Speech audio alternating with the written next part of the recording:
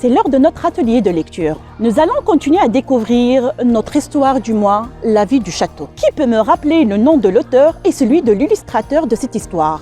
Cette histoire est écrite par Clémence Madeleine Perdria et illustrée par Nathaniel Limy. Excellent.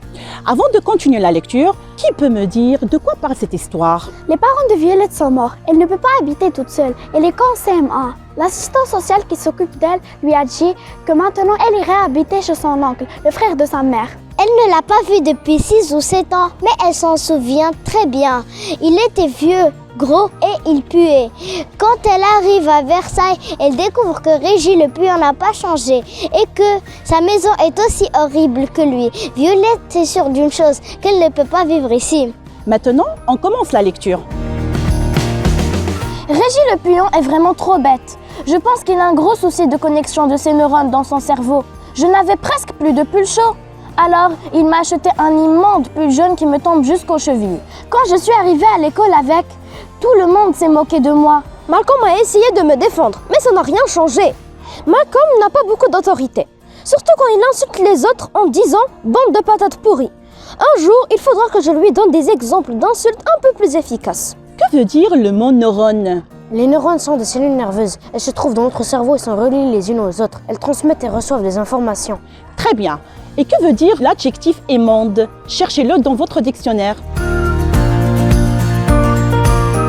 Immonde, c'est un adjectif d'une saleté qui provoque le dégoût. Passons aux questions de compréhension. Qui a acheté le nouveau pull jaune que porte Violette et pourquoi lui tombe-t-il jusqu'aux chevilles? C'est Régis qui a acheté le nouveau pull jaune. Il ne connaissait pas la taille de Violette. Alors, il a pris le plus grand pull. Le pull était tellement grand qu'il tombait jusqu'aux chevilles. Qui est Malcolm et pourquoi a-t-il essayé de défendre Violette? Malcolm est le meilleur ami de Violette. Il a essayé de la défendre car les enfants se moquaient d'elle à cause de son pull trop grand. Très bien. Maintenant, qui peut me dire son ressenti par rapport à l'histoire que nous venons de lire? Ce que j'ai aimé dans cette histoire, c'est ces deux individus, Violette et Régis, qui sont très différents et maladroits dans leur approche et qui doivent apprendre à composer ensemble. Le deuil, la famille, le travail, les apparences, l'amitié, la solitude, la passion.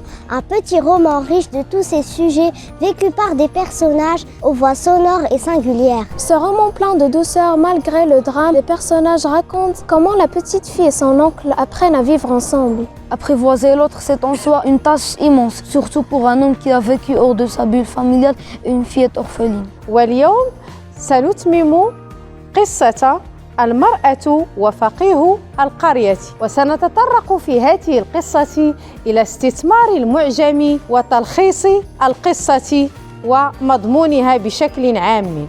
المرأة وفقيه القرية.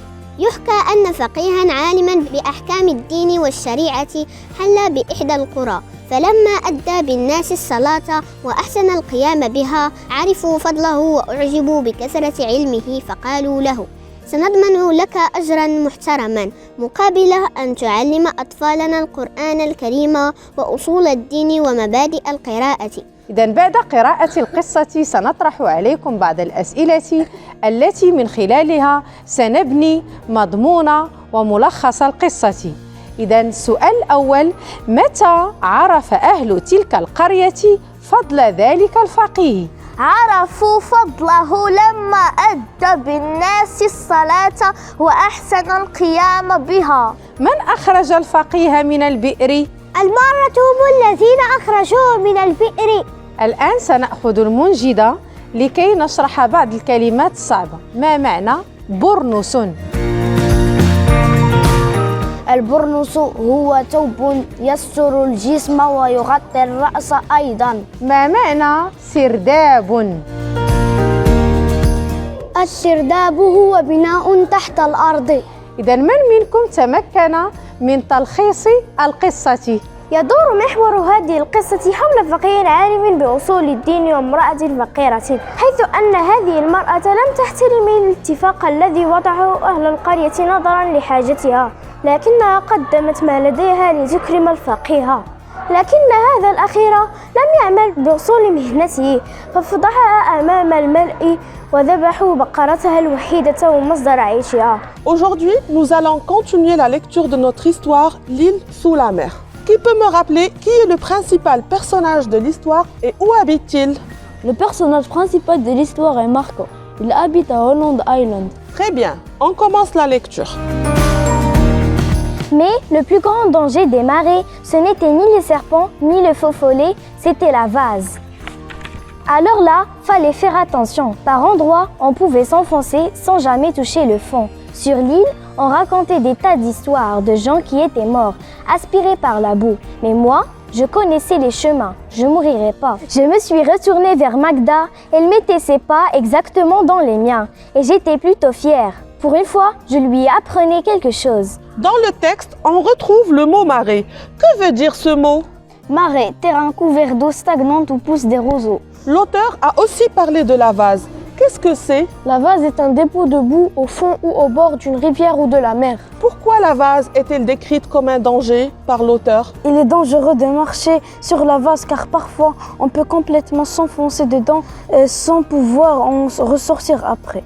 Pourquoi Marco était-il fier? Marco était fier car il a montré à Magda le chemin par lequel il faut passer pour éviter de s'enfoncer dans la vase. C'était la première fois qu'il apprenait quelque chose à Magda. Qui peut résumer l'histoire lue jusqu'à maintenant? Marco, orphelin, vivait sur l'île Holland avec sa mère. Son père a disparu dans la mer.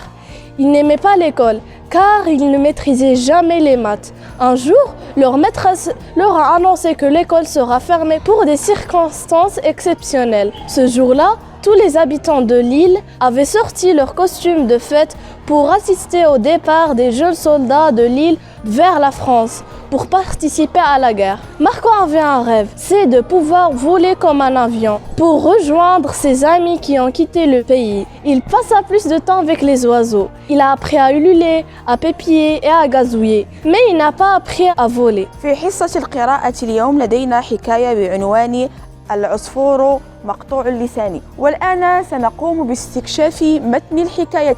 من يقرأ؟ العصفور مقطوع اللسان. في أطراف إحدى البلدات القريبة من غابة كبيرة كان يعيش رجل عجوز مع زوجته الشابة التي تصغره بسنوات وسنوات. ورغم كبر الرجل كان نشيطا دائم المرح، يساعد زوجته في كافة الأشغال المنزلية التي تقوم بها عندما يكون في البيت. والآن سنتطرق إلى أسئلة الفهم السماعي. أين كان يعيش الحطاب وزوجته؟ كان الحطاب وزوجته يعيشان في غابة كبيرة. ماذا فعل الطائر أثناء غياب الزوجة؟ تناول الطائر طعاما موجودا في القدر. ماذا فعل العجوز عندما عرف ما قام به الطائر؟ عندما عرف العجوز ما حصل للطائر خرج باحثا عنه. من يقوم باستخلاص الفكرة العامة للحكاية؟ تتمحور القصة حول عجوز وزوجته الشابة وعصفور، حيث أن هذا الأخير استغل غيابهما فقام بتناول ما يوجد في القدر.